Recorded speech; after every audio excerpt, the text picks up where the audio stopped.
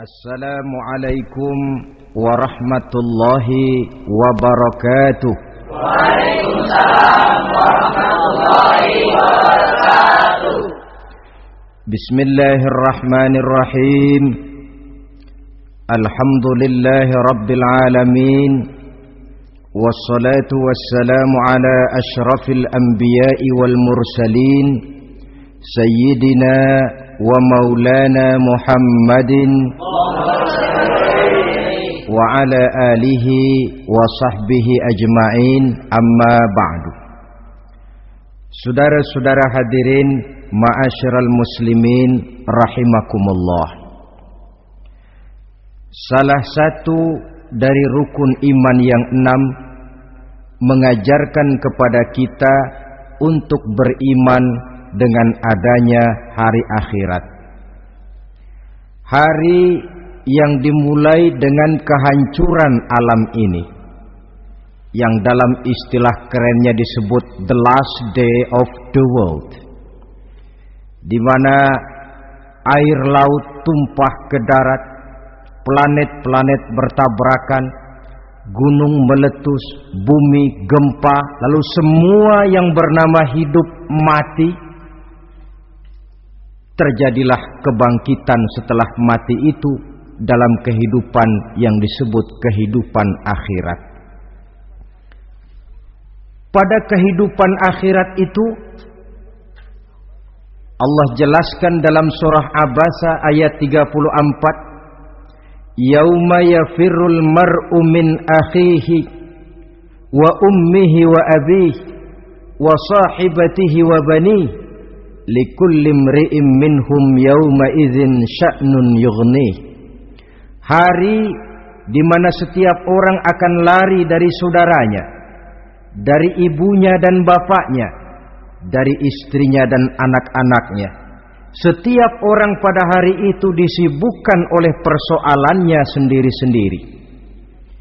Sehingga sangat boleh jadi hari itu orang tua tidak lagi sempat memikirkan anaknya. Seorang suami tidak lagi sempat memikirkan istrinya. Seorang teman pun tidak akan sempat memikirkan teman. Tiap orang sibuk dengan persoalannya sendiri-sendiri untuk mempertanggungjawabkan kegiatan hidupnya ketika di dunia ini. Dalam keadaan semacam itu, di mana orang disibukkan dengan persoalannya masing-masing, ada 7 golongan manusia yang mereka tenang-tenang saja. Orang lain bingung, mereka kalem. Orang lain kepanasan, mereka mendapat keteduhan.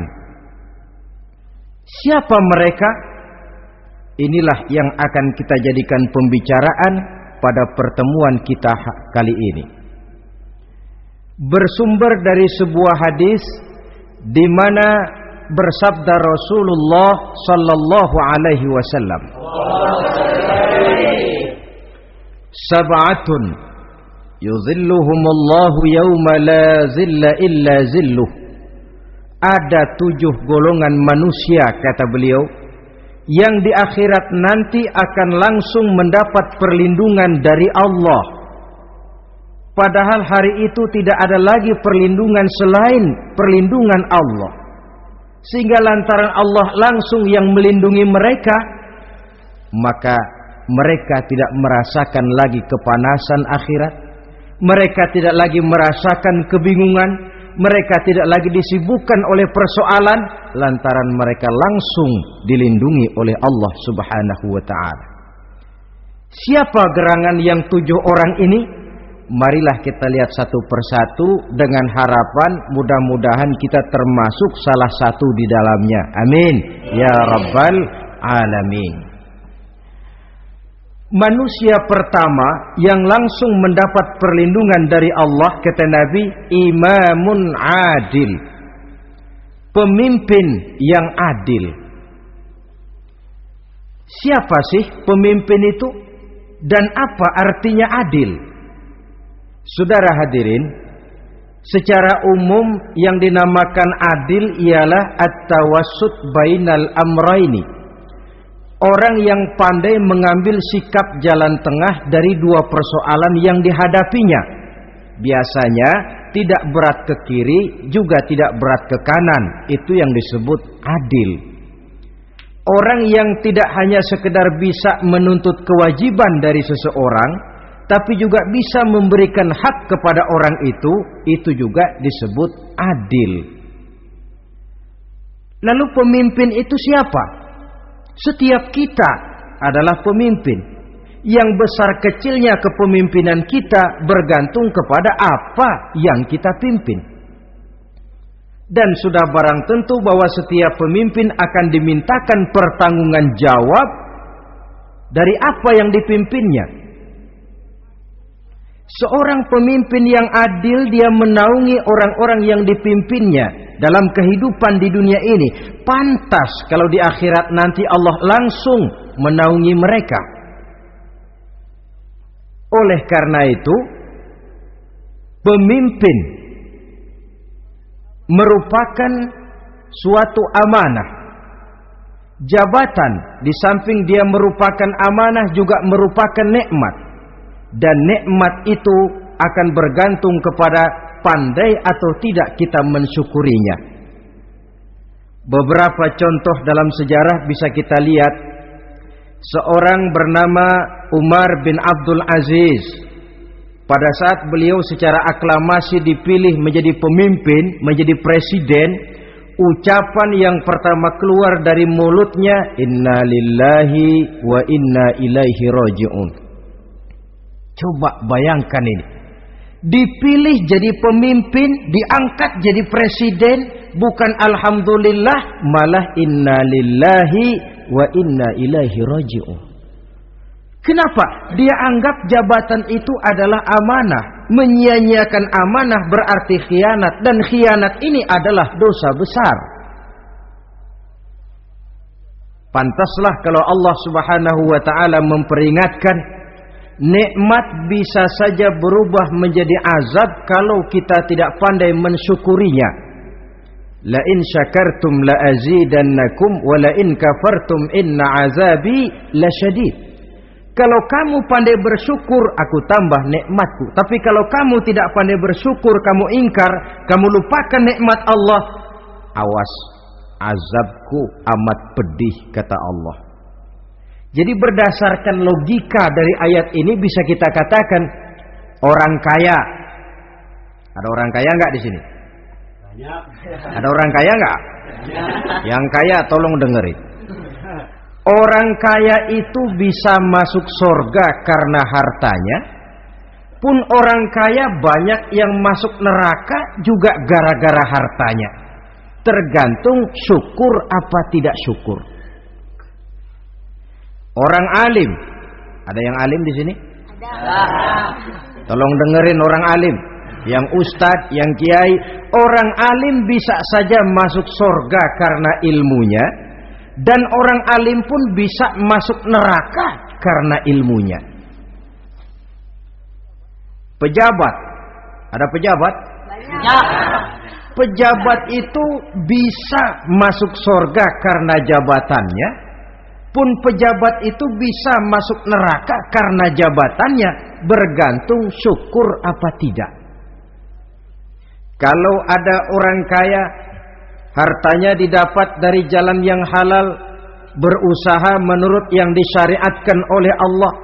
Lalu hartanya itu tidak cuma untuk ditumpuk 7 turunan, namun juga berfungsi sosial. Dia bantu pembangunan masjid, dia makmurkan majelis taklim, dia santuni yatim piatu. Orang kaya macam itu dengan hartanya, insya Allah bisa sampai ke surga. Tapi kalau ada orang kaya, hartanya didapat dari segala macam cara, asal harta tercapai segala cara halal. Perlu jilat atas, perlu injak bawah, perlu sikut kiri kanan. Setelah dapat harta lalu pelitnya 17 setan. Tidak mau zakat, infak, apatah lagi sedekah. Orang kaya macam itu dengan hartanya bisa masuk neraka. Na'udzubillah min. Ada orang alim, dengan ilmunya dia bimbing umat. Dia katakan yang halal itu halal, yang haram itu haram. Dia katakan yang hak itu adalah hak, yang batil adalah batil. Dia tidak peduli apapun resikonya. Orang alim semacam itu dengan ilmunya bisa sampai ke surga. Tapi kalau ada orang alim, dengan ilmunya dia malah membodoh-bodohi orang yang memang sudah bodoh. Yang halal dibilang haram, yang haram dibikin remeng-remeng.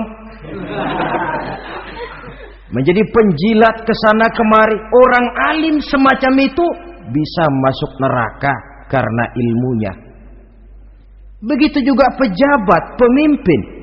Kalau dengan jabatannya sebagai pemimpin dia berlaku adil, menaungi rakyatnya. Orang besar salah dihukum, orang kecil salah juga dihukum. Tidak hanya pandai menuntut kewajiban, tapi juga pandai memberikan hak.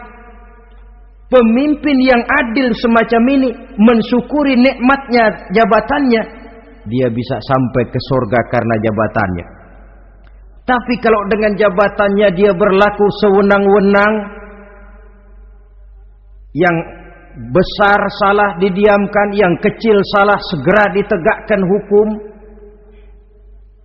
hanya pandai menuntut kewajiban dari rakyatnya tapi tidak pandai memberikan hak, maka pemimpin semacam ini lantaran tidak pandai mensyukuri nikmat, bisa saja nikmat itu berubah menjadi azab.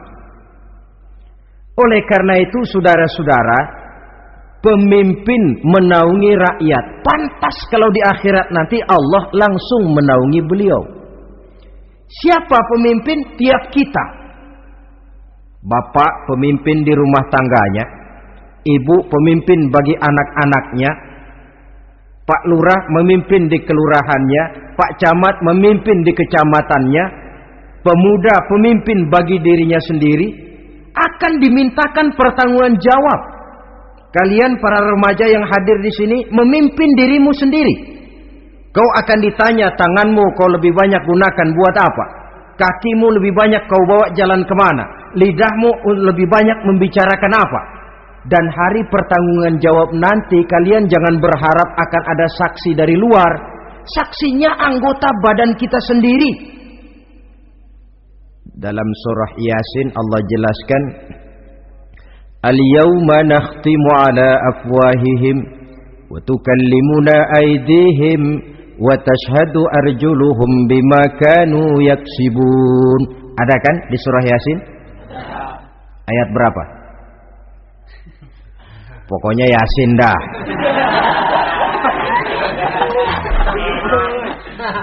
Daripada repot-repot, pokoknya Yasin gitu aja biar urusan lancar. Al-yawma nakhtimu ala afwahihim. Pada hari itu kami kunci mulut mereka. Jadi tidak pandai lagi mulut ini bicara. Wa tukallimuna aydihim, tangan-tangan mereka yang akan bicara kepada kami. Wa tashhadu arjuluhum, kaki mereka akan memberikan kesaksian bima kanu yaksibun, terhadap apa saja yang telah pernah mereka lakukan dalam kehidupan di dunia ini. Hari pertanggungjawaban jawab. Oleh karena itu kalau kita memimpin diri sendiri, berlakulah adil kepada diri sendiri. Nah, lalu masalahnya memang kita mesti adil kepada siapa saja sih? Ada 3 hal pokok yang kita harus berlaku adil. Pertama, adil kepada Allah.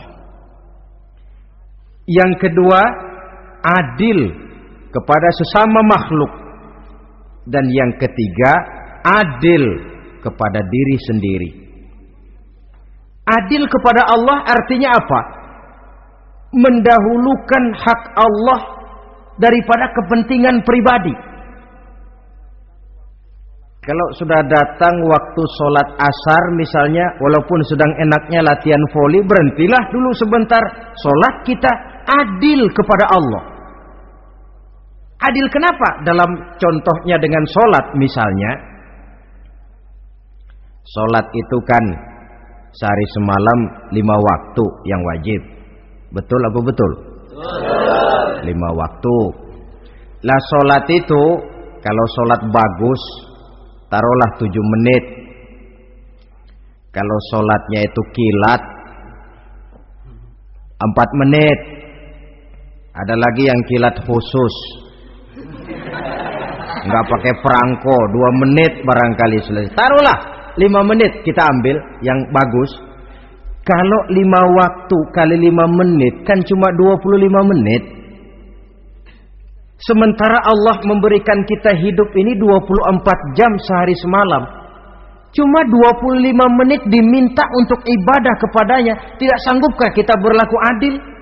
25 menit ini untuk menghadapmu ya Allah. Sementara engkau telah memberikan restannya 23 jam 35 menit untuk hidup dalam sehari semalam. Mendahulukan hak Allah daripada kepentingan pribadi. Adil kepada Allah. Adil kepada yang kedua, adil kepada sesama makhluk. Adil kepada manusia, adil kepada binatang, adil kepada alam. Yang kalau prinsip keadilan itu kita langgar akan membawa efek bagi diri kita juga. Manusia sekarang kan tidak adil kepada alam. Misalnya apa? Hutan ditebangi secara liar, gunung-gunung menjadi gundul. Akibatnya ketika turun hujan terjadi erosi, banjir melanda kemana-mana, tanah longsor terjadi. Akibatnya terkena manusia juga kalau mereka sudah tidak menjaga keseimbangan alam ini. Adil kepada orang lain, apakah itu namanya tetangga, teman, keluarga. Dan yang ketiga, adil kepada diri sendiri. Bagaimana pengertiannya? Mata ini punya hak untuk tidur, begadang terus tiap malam, tidak adil kepada mata. Nah, ini yang ketawanya paling kencang pasti tukang begadang ini.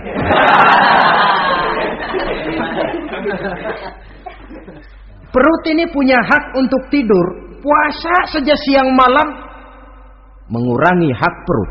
Adil kepada diri sendiri.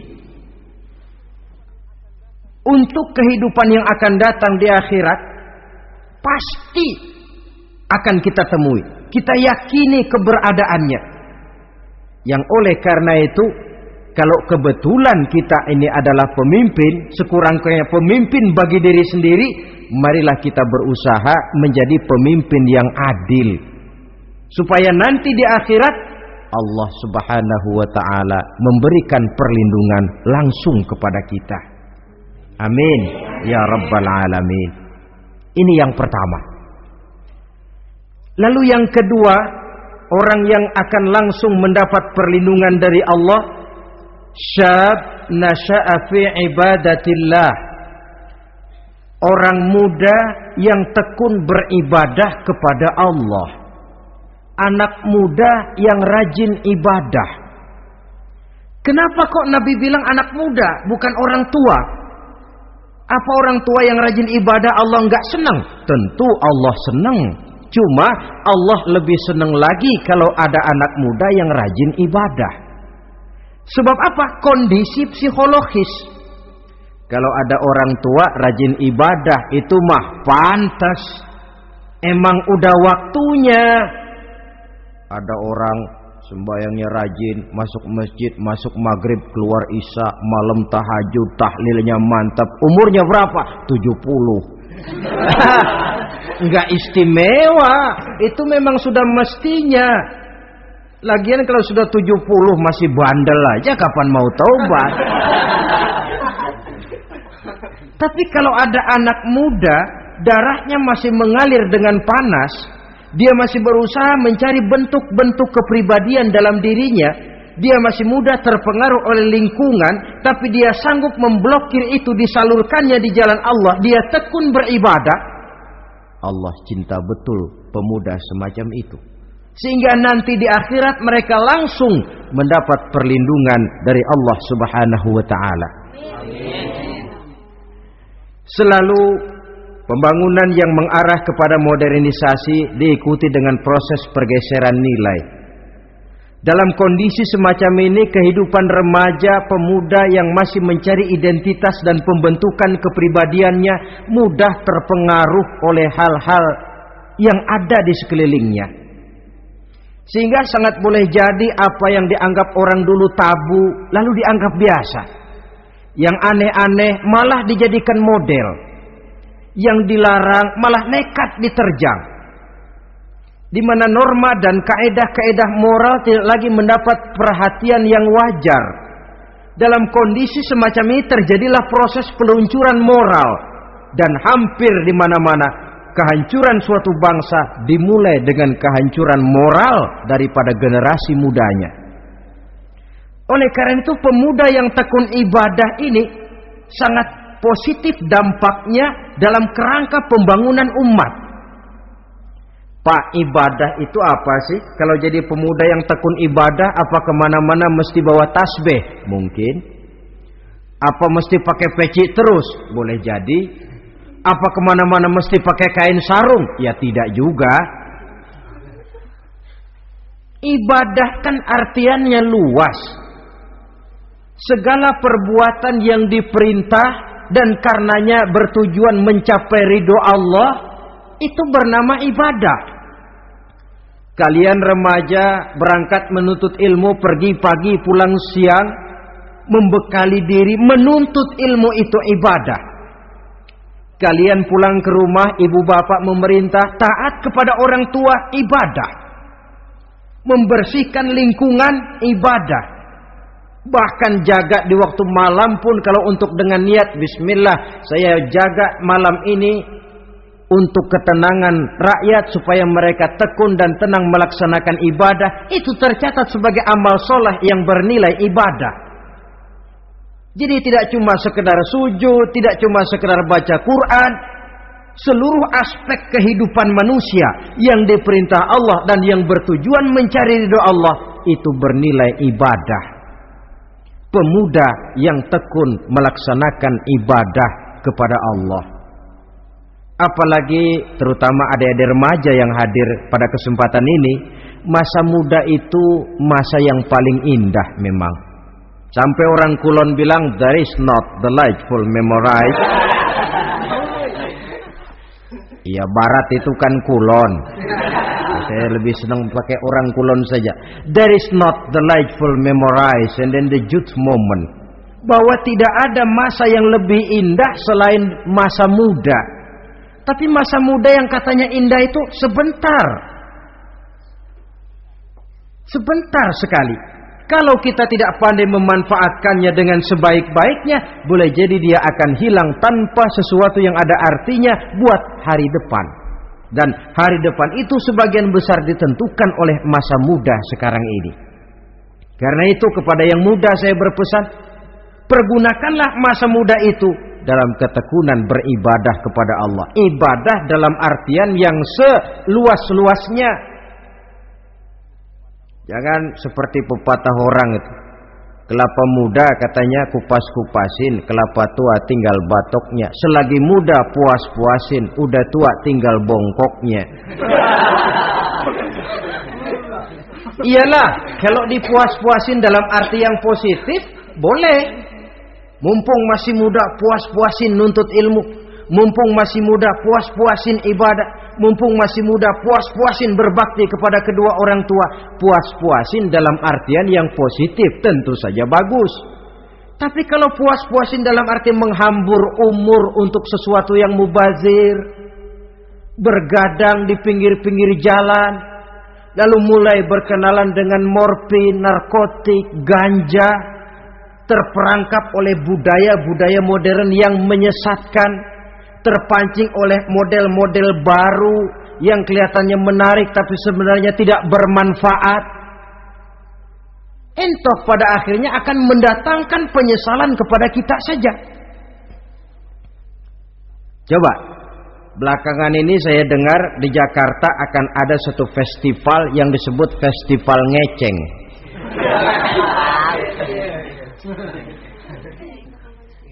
Ngeceng ini kalau bahasa gampangnya nampang.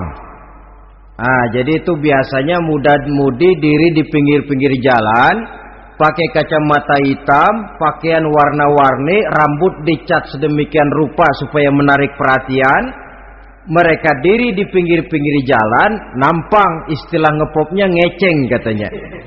Oh, ini mau diadakan festival, secara langsung atau tidak, festival ini kan mempopulerkan ngeceng jadinya. Yang tadinya orang awam nggak kenal, lantaran diangkat ke permukaan jadi terkenal. Kalau sudah terkenal lalu jadi mode, kalau sudah jadi mode, latahan. Boleh jadi nanti akhirnya ngeceng masuk desa. Bukan cuma sekedar ABRI masuk desa, bukan cuma sekedar koran masuk desa, ngeceng pun bisa saja masuk desa. Banyak saluran-saluran positif yang sesuai dengan kreativitas jiwa remaja, ketimbang mengadakan sesuatu yang tidak ada manfaatnya, ketimbang menghabiskan umur untuk sesuatu urusan yang mubazir. Sedangkan umur bukan jatah gratis tanpa batas waktu. Ada pertanggungan jawab. Umurmu kau habiskan di mana? Masa mudamu kau selesaikan di mana? Itu akan dimintakan pertanggungan jawab.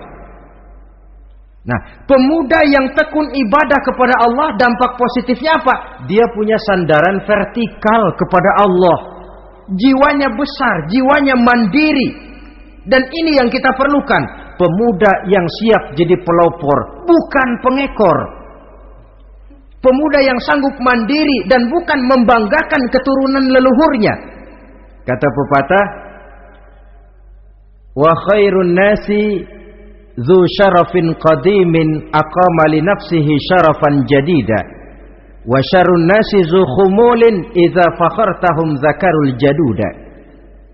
Generasi yang baik adalah generasi yang punya kejayaan masa lalu, dan buat mereka sendiri mereka mampu mendirikan kejayaan yang baru. Artinya nenek moyangnya memang orang-orang terhormat, tapi dia mampu mandiri mendirikan kehormatan itu bagi pribadinya. Sebaliknya, generasi yang paling jelek adalah generasi pemalas, yang kalau orang lain kelihatan lebih hebat, dia sebut-sebut nenek moyangnya. Lu sih belum apa-apa, bapak gua dong, bapak gua katanya. Lu sih belum apa-apa, om saya dong, tante saya dong. Kerjanya cuma membangga-banggakan leluhur, dia sendiri tidak ada apa-apanya. Ini generasi yang paling jelek. Kalau orang kelihatan lebih hebat, dia sebut leluhurnya, sementara dia sendiri nol nilainya, tanpa ditunjang oleh fasilitas leluhurnya. Pasukan pemuda mandiri macam ini yang kita perlu. Bukan sekedar pasukan pemuda oke bos, kulunuwun, yes sir, yes man, kumaha juragan wae.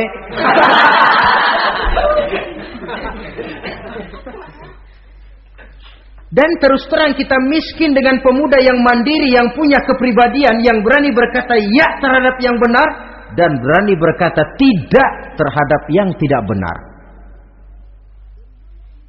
Dari mana ini didapat? Sandaran vertikal dalam bentuk ibadah kepada Allah akan memantapkan jiwa, membersihkan hati, sehingga dia akan berfungsi seperti radar. Sandaran vertikalnya cuma kepada Allah. Inilah dampak positifnya. Karena itu tentu saja kita berharap sekurang-kurangnya pemuda-pemudi yang hadir pada kesempatan ini menjadilah pemuda-pemudi yang tekun beribadah kepada Allah. Amin. Amin. Nah, baiklah ya. Itu tadi yang kedua. Kita lanjutkan sekarang yang ketiga. Orang yang akan langsung mendapat perlindungan dari Allah. Kata Nabi, rajulun qalbuhu mu'allakun bil masjidi. Seseorang yang hatinya selalu terpaut kepada masjid. Apa arti terpaut kepada masjid ini? Apa orang yang gak pernah keluar-keluar dari masjid? Tentu saja bukan. Apa gunanya di dalam masjid terus kalau kerjanya cuma tidur doang?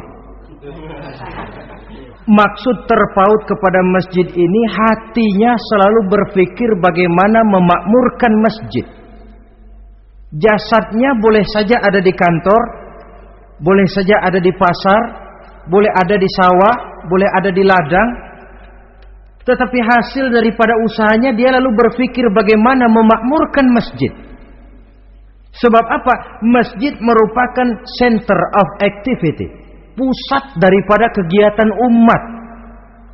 Kalau kita lihat fungsi masjid di zaman Rasul, Di masjid beliau berdakwah, di masjid beliau mengatur negara, di masjid beliau mengadakan perundingan, di masjid beliau bermusyawarah dengan para sahabat. Pusat daripada kegiatan umat. Dan memakmurkan masjid ini dasarnya tidak lain karena iman kepada Allah. Prinsipnya bagaimana kita menghidupkan masjid dan bukan mencari hidup di masjid. Kalau sudah prinsipnya dibalik, bukan menghidupkan masjid tetapi mencari hidup di masjid, saya khawatir masjid akan ambruk. Nyatanya kadang-kadang masjid kita ini fungsinya belum maksimal. Kadang-kadang ada kok masjid yang bukanya cuma seminggu sekali. Jumat pagi jam 9 masjid buka, Jumat jam 2 tutup, buka-buka lagi Jumat depan. Seminggu sekali. Kelemahan lainnya manajemen masjid, terus terang sajalah kita bicara. Kadang-kadang pengelolaannya ketua masjid bapaknya, khotib mantunya, sekretaris ponakannya, imam Bilal cucunya. Gak ada orang lainnya. Ya kalau bagus kepengurusannya tidak apalah. Tapi kadang-kadang kelemahannya ialah bagaimana menciptakan manajemen masjid yang baik sehingga masjid bisa berfungsi sebagaimana fungsinya di zaman Rasulullah sallallahu alaihi wasallam. Apalagi belakangan ini ada kecenderungan yang membuat kita optimis, gembira. Remaja, pemuda-pemudi mulai gemar datang ke masjid. Berkumpul membentuk remaja masjid, remaja musola, mengadakan kegiatan majelis taklim yang mingguan, yang bulanan, aksi sosial yang semuanya bermuara dari kehidupan masjid. Sesuatu yang menggembirakan. Dan sudah sepatutnya para pengelola masjid membuka pintu untuk bisa mengatur masjid menurut manajemen yang diharapkan oleh umat. Karena bagaimanapun di masjid dua jalur komunikasi, bahasa kerennya two-way traffic communication, itu bisa kita laksanakan, yaitu hablum minallah wa hablum minan nas. Berhubungan kepada Allah dan berhubungan kepada sesama manusia bisa terlaksana di masjid. Berhubungan dengan Allah jelas saja lewat sholat misalnya. Berhubungan dengan sesama manusia jelas saja lewat musyawarah, lewat majelis taklim, lewat kegiatan-kegiatan yang mensyiarkan agama. Dan begitu selanjutnya. Saudara hadirin yang saya hormati, memakmurkan masjid sebagai rumah Allah. Sebab dalam hadis kursi Allah katakan, inna buyuti fil ardi al masajid wa inna zuwari fiha ummaruha. Rumahku di permukaan bumi adalah masjid-masjid, kata Allah. Dan orang-orang yang memakmurkan masjid, orang yang datang ke masjid adalah tetamuku. Kalau Allah memerintahkan kita menghormati tamu, tentu Allah lebih tahu bagaimana menghormati tamunya sendiri. Allah mengajarkan kita, hormatilah tamumu. Sekarang kita yang menjadi tamunya Allah dengan datang ke masjid, dengan memakmurkan masjid, Allah lebih tahu menghormati tamunya. Ini yang ketiga. Yang keempat, hadirin, orang yang langsung mendapat perlindungan dari Allah itu rajulani tahabba fillahi ijtama'a alaihi wa tafarraqa alaihi. Dua orang yang menjalin persaudaraan, yang bertemu dan berpisah karena Allah, bersaudara karena Allah, bukan karena orang punya pangkat tinggi lalu kita temani, bukan karena orang kaya lalu kita dekati, tetapi karena Allah. Kau di jalan Allah, mari kau saudara saya. Kau keluar dari jalan Allah, maaf sajalah, bawalah dirimu sendiri, saya akan membawa diri saya. Lebih baik sendiri daripada berteman jahat.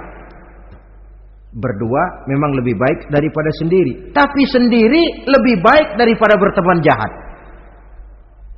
Maksudnya apa ini? Sederhana, dalam benci, sederhana dalam cinta. Ukurannya Allah. Al-Quran mengisyaratkan wa asa an tuhibbu syai'an wa huwa syarrul lakum wa asa an takrahu syai'an wa huwa khairul lakum. Sangat boleh jadi kata Allah kamu menyenangi sesuatu padahal akibatnya tidak baik bagi kamu, dan sangat boleh jadi kamu membenci sesuatu padahal akibatnya baik bagi kamu. Nah, mari kita lihat. Kalau orang bersaudara cuma karena temannya itu punya pangkat tinggi, saya yakin kalau temannya pensiun, persaudaraannya akan selesai sampai di situ. Kalau kita mencari teman cuma karena dia kaya, satu saat dia jatuh bangkrut, jatuh miskin, persaudaraan akan selesai sampai di situ. Tapi kalau karena Allah yang bisa memisahkan kita apabila orang sudah keluar dari jalur yang diridhoi oleh Allah Subhanahu wa taala.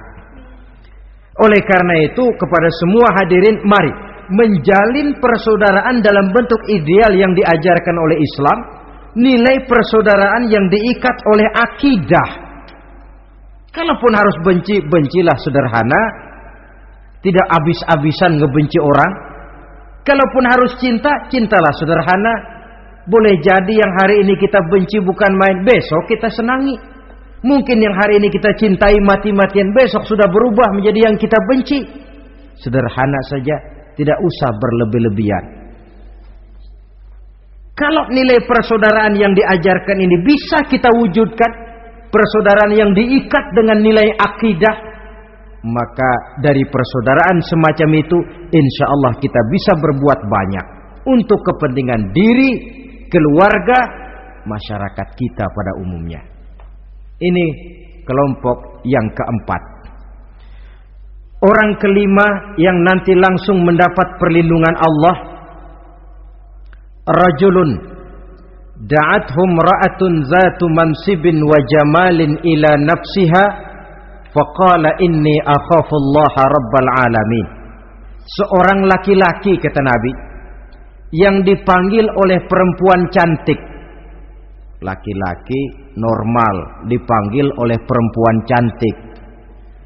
Untuk apa? Diajak melakukan perbuatan yang negatif.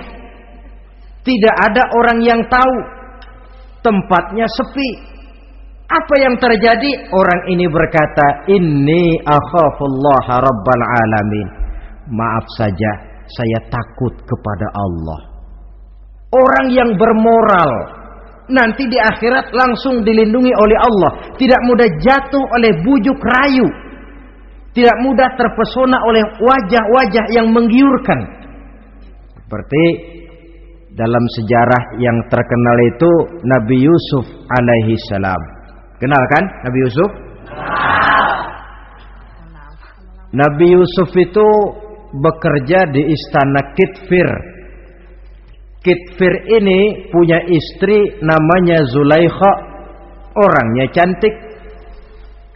Diam-diam Zulaikha ini rupanya naksir sama Yusuf. Satu hari suaminya tidak ada di rumah, pintu dikunci-kunciin. Setelah pintu semua terkunci, dia panggil Nabi Yusuf, "Hai Talak, Yusuf, sini." Kata Yusuf, "Mau ngapain?" "Pokoknya sini." "Iya, mau ngapain?" "Iya, kayak orang-orang, ngapain sih?"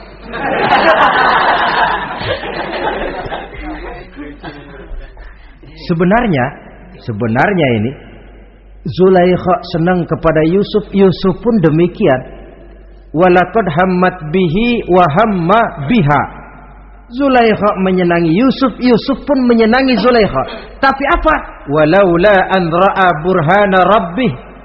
Andai kata Yusuf tidak melihat peringatan Tuhannya, letter S. Yusuf, ini bukan pekarangan ente, dilarang parkir di sini. Sehingga walaupun tidak ada yang tahu, tidak ada yang melihat, Nabi Yusuf selamat dari bujuk rayu Zulaikha. Mempertahankan nilai-nilai moral di tengah kemajuan zaman memang merupakan pekerjaan yang tidak ringan. Merupakan pekerjaan yang sangat berat. Akan ada saja cobaan, akan ada saja gangguan yang kita temui di sepanjang perjalanan hidup ini. Tapi sebaliknya, kalau orang sudah tidak lagi menjunjung moral yang tinggi, lalu hidup menurut selera sendiri-sendiri, ya kita lihatlah lahirnya kebudayaan kumpul kebo yang diawali dengan free sex yang mengarah kepada Samenleven alias hidup bersama tanpa nikah. Memang sebabnya boleh jadi macam-macam. Mungkin karena broken home, nggak merasa diperhatikan di rumah, ibu bapak sibuk, lalu anak mencari kesibukan sendiri. Mungkin karena tekanan ekonomi dalam kehidupan miskin, lalu ada yang menawarkan kerjaan, tidak taunya malah dilemparkan ke lembah hitam. Mungkin juga karena pengaruh pergaulan dari lingkungan baik-baik, lalu berteman dengan yang tidak baik, hanyut ditelan arus pergaulan. Mungkin juga pengaruh kebudayaan yang dia tonton, buku yang dia baca, film yang dia lihat, ikut mewarnai dan membentuk kepribadiannya. Tapi apapun alasannya, satu hal yang jelas, semuanya berangkat dari rapuhnya pegangan orang kepada nilai-nilai agama. Sebab sumber nilai moral yang tertinggi tidak lain agama adanya. Intinya apa? Intinya tidak lain, orang yang beragama itu meyakini bahwa kemanapun dia pergi, dimanapun dia berada, Allah selalu melihat yang dia lakukan. An ta'budallaha ka'annaka tarahu fa illam takun tarahu fa innahu yaraka. Begitu yang kita pelajari dalam ihsan. Engkau beribadah kepada Allah seolah-olah kau lihat Allah. Kalaupun Allah tidak kau lihat, yakinlah Allah melihatmu. Jadi kalau saya sendiri, yang kedua itu Allah. Dibujuk rayu oleh cewek cakep, ayo dah bang, gak ada orang, kita cuma berdua. Dia bilang enggak, kita enggak berdua, bertiga. Berdua bang, bertiga. Yang ketiga siapa? Lu, gue, Allah, tiga.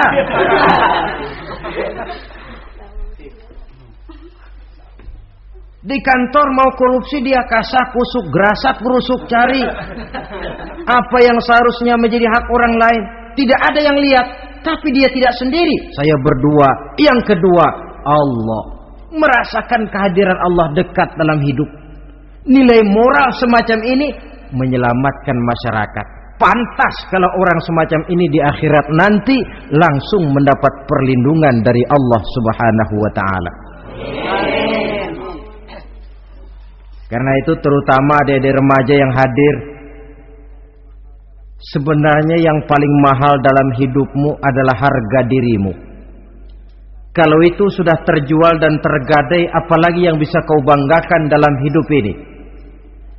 Titel yang berenteng barangkali, harta yang banyak, mobil yang serba berkilat barangkali. Tidak akan banyak manfaatnya kalau sudah dimulai dengan kehancuran daripada harga diri. Tidak ada yang lebih mahal daripada harga diri. Jagalah itu baik-baik. Pelihara nilai-nilai moral. Makin pandai kau jaga diri, insya Allah makin mahal hargamu. Dalam pandangan manusia, lebih-lebih juga dalam pandangan Allah. Pantas kalau pepatah bilang, innamal umamul akhlaqu ma baqiyat, fa in zahabathumu akhlaquhum zahabu. Suatu bangsa akan tegak kalau dia masih punya nilai moral. Bila hancur moral itu, hancur jugalah ketegakan daripada bangsa itu sendiri. Ini yang kelima. Yang keenam, masih dua lagi.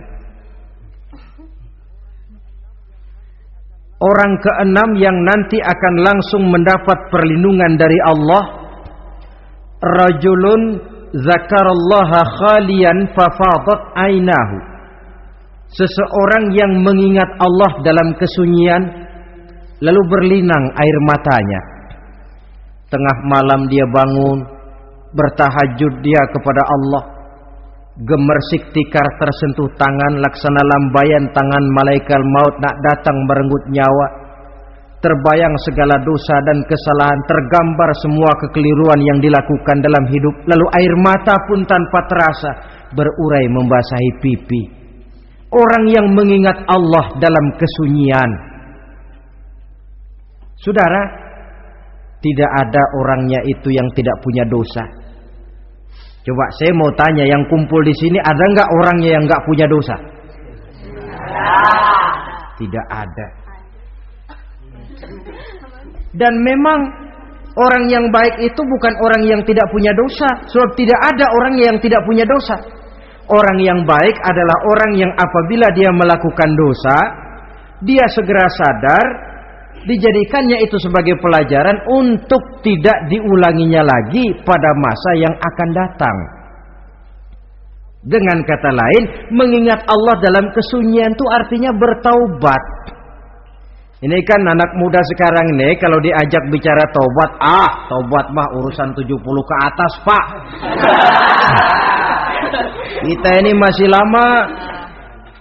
Padahal masalah taubat bukan masalah tua. Masalah taubat adalah masalah dosa, dan masalah dosa adalah masalah manusia sejak dia akil balik sampai dengan kehidupannya yang sekarang. Sengaja atau tidak, besar atau kecil, ringan atau berat, tiap kita mesti mempunyai yang namanya dosa. Allah Maha penerima taubat sepanjang nafas belum sampai di kerongkongan. Jikalau nafas sudah sampai di tenggorokan, baru kita mau melaksanakan yang namanya taubat. Kasihlah itu.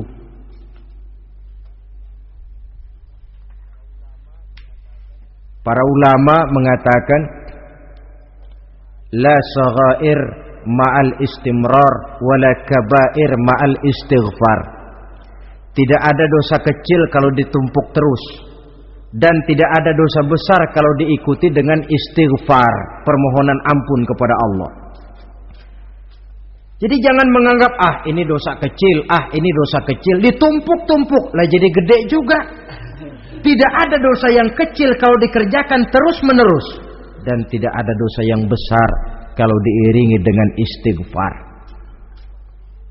Dalam kehidupan ini, apabila dosa sudah bertumpuk, maksiat merajalela, munkarat menjadi jadi, Allah tidak akan segan-segan menurunkan azab. Azabnya itu bisa dalam bentuk bencana alam, banjir namanya, kebakaran merajalela namanya, gempa bumi namanya, bendungan pecah namanya, reaktor atom bocor namanya. Namanya boleh jadi macam-macam. Sebab apa? Al-Quran memberikan jaminan, wa ma kana Allahu liyu'adzibahum wa hum yastaghfirun. Allah tidak akan menurunkan azab selama di tengah masyarakat manusia masih banyak orang yang istighfar kepada Allah. Jadi hakikatnya kita ini berhutang jasa kepada orang yang rajin sujud, rajin mohon ampun kepada Allah. Lantaran mereka barangkali azab tidak diturunkan oleh Allah kalau melihat banyaknya sudah munkarat dan maksiat. Mengingat Allah dalam kesunyian, tengah malam, waktu yang mustajabah, terutama sepertiga malam yang akhir, situasinya lain. Gak percaya boleh coba lah, nyoba kan gak bayar. Coba kalian bangun tengah malam, tahajud, kalian akan menemukan satu suasana yang lain daripada misalnya kalau kalian sembahyang zuhur tengah hari panas terik di tengah banyak orang. Hati bergetar. Segala kekeliruan yang pernah kita kerjakan lalu terbayang, dan air mata tanpa terasa, tanpa diundang bahkan berurai membasahi pipi. Ya Allah, alangkah nikmatnya suasana macam itu, menciptakan perasaan dekat dengan Allah, terwujud kedamaian batin. Dan ini yang banyak dicari orang sekarang, yang kadang-kadang karena terlalu ingin mencari kedamaian lalu keliru jalan. Yang bertapa di gua-gua katanya nyepi dari kehidupan manusia, memencilkan diri dengan cara-cara yang mereka atur sendiri. Tidak macam itu. Quran punya resep. Ala inna bidzikrillahi tatmainnul qulub. Ketahuilah, dengan banyak mengingat Allah, hati menjadi tenang, jiwa menjadi lapang, pikiran menjadi damai. Ini resep Islam untuk mencapai ketenangan jiwa. Mengingat Allah dalam kesunyian. Saudara hadirin yang saya hormati, ini aspek daripada ibadah. Jadi dengan kata lain, masalah mengingat Allah dalam kesunyian, mengingat dosa, bukan urusan orang tua, tapi masalah manusia. Siapapun adanya, sejak dia akil balik, mesti entah kecil besar, entah sedikit entah banyak, ada kesalahan yang dilakukannya. Karena itu, kalau kita masih diberikan kesempatan untuk hidup, artinya Allah masih memberikan kesempatan kepada kita untuk memperbaiki diri. Nanti kalau sudah sangkakala ditiup, alam hancur seperti yang saya jelaskan di awal tadi, sudah tidak sempat lagi, yang tinggal menyesal. Ada yang meratap lalu berkata, ya laitani kuntu turaba, dalam Quran. Aduh, andai kata kita bisa balik jadi tanah aja dah dulunya, jangan jadi orang. Kalau dulu kita tetap jadi tanah mah nggak tanggung jawab apa-apa. Dijadiin orang sekarang mesti tanggung jawab. Bagaimana ini? Bingung. Ada yang berkata, ma aghna anni maliyah halka anni sultaniyah. Ternyata harta yang saya bangga-banggakan tidak bawa manfaat hari ini. Ternyata jabatan yang pernah saya duduki malah merusak saya hari ini. Tinggal lagi penyesalan karena kelalaian memanfaatkan waktu hidup dalam kehidupan di dunia ini. Karena itu pandai-pandailah membagi orientasi. Ada saatnya kita sibuk tenggelam dalam berbagai urusan dunia, lain saat tenggelam dalam kefanaan dan kesunyian, membekali diri untuk kehidupan akhirat nanti. Sebentar meninggalkan dunia, rekes kepada Allah, mi'raj, naik menghadap Allah, supaya terwujud keseimbangan untuk mencapai fid dunya hasanah wa fil akhirati kebahagiaan dan kebaikan di dunia maupun di akhirat nanti. Inilah golongan yang keenam, orang yang langsung mendapat perlindungan Allah, yang mengingat Allah dalam kesunyian. Yang ketujuh, yang terakhir, orang yang langsung mendapat perlindungan dari Allah di akhirat nanti, rajulun tasaddaqa bi sadaqatin fa akhfaha hatta la ta'lama shimaluhu ma tunfiqu yaminuhu. Seseorang yang bersedekah lalu dia ikhlas dengan sedekahnya sehingga tangan kirinya tidak tahu apa yang diberikan oleh tangan kanannya. Orang yang pemurah, orang yang menyadari bahwa apapun yang dia punya dalam hidup ini cuma sekedar titipan.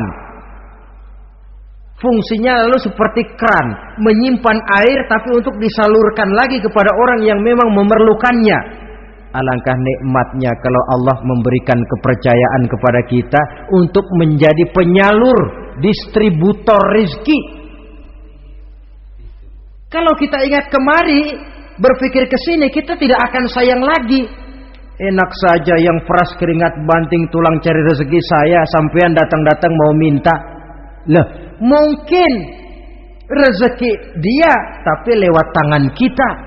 Satu kehormatan dari Allah kalau kita dijadikan seperti keran, menyimpan air tapi tidak untuk dirinya sendiri, disalurkannya kepada orang-orang yang memang memerlukannya.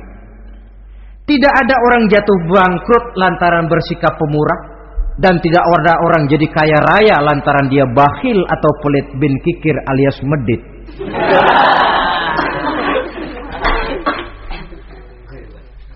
Dalam kitab Riyadhus Shalihin kita baca, tiap pagi ke alam ini turun dua malaikat. Cuma kita nggak tahu.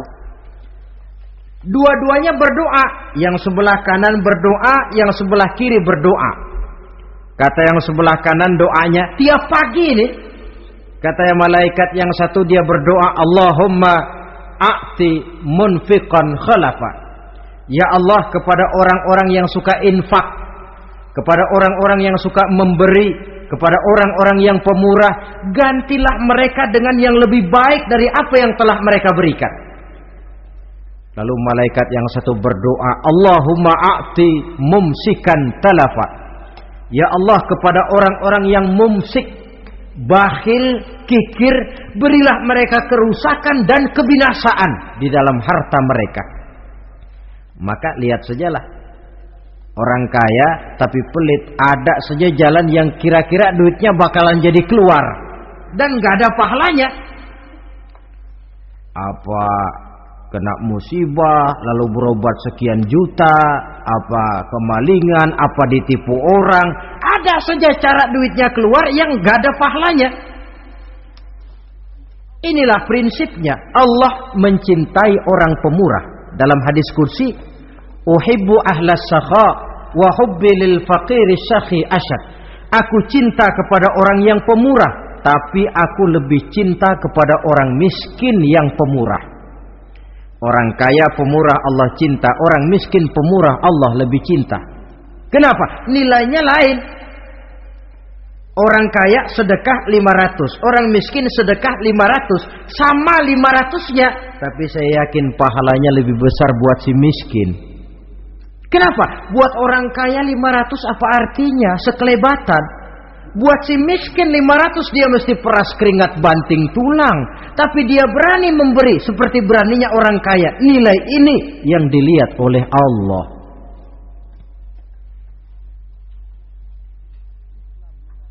Islam mengakui hak milik pribadi, tapi harus berfungsi sosial. Di dalam harta yang kita miliki itu ada haknya masjid, ada haknya yatim, ada haknya madrasah. Dan Allah Subhanahu wa ta'ala bisa, saya katakan di awal tadi, merubah nikmat menjadi azab kalau kita tidak pandai mensyukurinya. Bersyukur kalau diberikan harta artinya mempergunakan harta itu sesuai dengan kehendak yang memberinya. Allah memberikan harta kepada kita. Apa yang Allah kehendaki? Supaya harta itu berfungsi sosial. Milik pribadi silahkan, tapi berfungsi sosial dalam kehidupan. Kita terus terang saja, umat Islam ini bukan tidak punya potensi, tapi tidak pandai menginventarisir potensi. Apa tidak ada orang Islam yang kaya? Banyak. Yang belum banyak yang mau berbuat atas nama dan untuk kepentingan agamanya. Kalau buat pribadinya berani bukan main. Itulah yang sering diungkapkan orang, pembangunan pesantren terlunta, ya, asrama yatim piatu tidak terurus. Ada orang membangun masjid, meletakkan batu pertama sekaligus jadi batu terakhir. Setelah itu la yamutu wa la yahya, mau dibilang hidup tidak kelihatan geraknya, mau dibilang mati pun tidak ketahuan kuburannya. Kurangnya kesadaran akan arti amanah dan titipan dari Allah. Lahirlah Korun abad 20. Kalian tahu sejarah Korun? Saking kayanya Korun, kunci gudang hartanya itu saja onta yang bawa. Itu baru kunci itu. Onta yang bawa. Ketika orang tanya, "Anna laka hadza ya Korun?" Hartamu begini banyak dari mana kau dapat Korun? Ya saya usaha, tidak ada hubungannya sama Tuhan katanya. Apa yang terjadi? Lantaran kekurang ajarannya melupakan nikmat, Korun dan seluruh harta bendanya ditenggelamkan Allah oleh gempa bumi. Makanya orang sekarang kalau dia macul ketemu harta, apa katanya? Gue dapat harta karun. Peninggalan si Korun itu barangkali dahulunya. Saudara-saudara, oleh karena itu kalau kita oleh Allah diberikan amanah berupa harta, pandailah bersyukur dan jadilah orang yang ikhlas dalam bersedekah. Nah, inilah pertemuan kita pada kali ini. Walaupun singkat, mudah-mudahan sekali lagi kita termasuk salah satu di antara 7 golongan yang di akhirat nanti langsung mendapat perlindungan dari Allah. Amin. Terima kasih banyak atas segala perhatian. Mohon maaf atas segala kekurangan. Usikum wa nafsi bitaqwallah. Wassalamualaikum warahmatullahi wabarakatuh. Waalaikumsalam.